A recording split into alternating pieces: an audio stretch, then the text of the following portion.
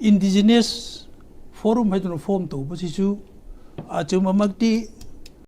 aikogi imphal asida mioi kharana Manipura indigenous kambu ani khak lei maitei ka naga khak tani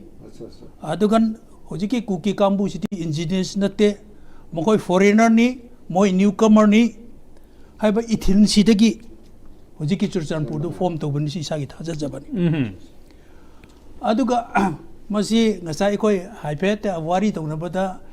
hairak pa mi gi di kaisu oide aduga ta ba mi gi damak tadi yamna lumi thamoi sui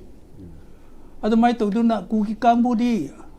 ano ba kundar pani mokoi de refugee ni basi aisu yam toina tai adu miu ka yam ki thamoi sui kuki kambu pun ma ki thamoi sui adu masi lo loji ase manga gi lak jabani aduna aina history yum jeng jabada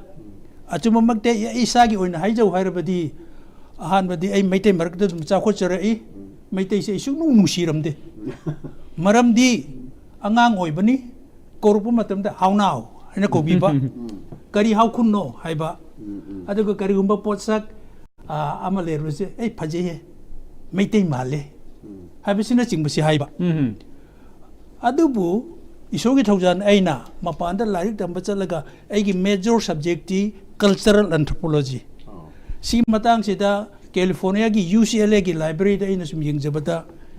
engonda how haina usit tho oidana langnarak pa mioi jingaji aigi ichinau singni ai khanga e adudagi di aina yaningam da budu yaninga aduga engonda how harbisu ai shaudre engonda how ko makoi na kanano haibigi wakal chilla aduna suksau saudre sausu sauroi aduga aina sum jengjin jabada Manipura mediangu nongda lairin pakhangba mana ningtho oirakadaba matamda kuki ahongba amasung laiki achauba were the two remarkable allies of nongda lairin pakhangba on his mobilization for the throne for his tragic war based on lairin khunpiro aduga asumai tawduna ahan ba maitei ning thausu kuki singa pulam yabasi sida phajana sing haire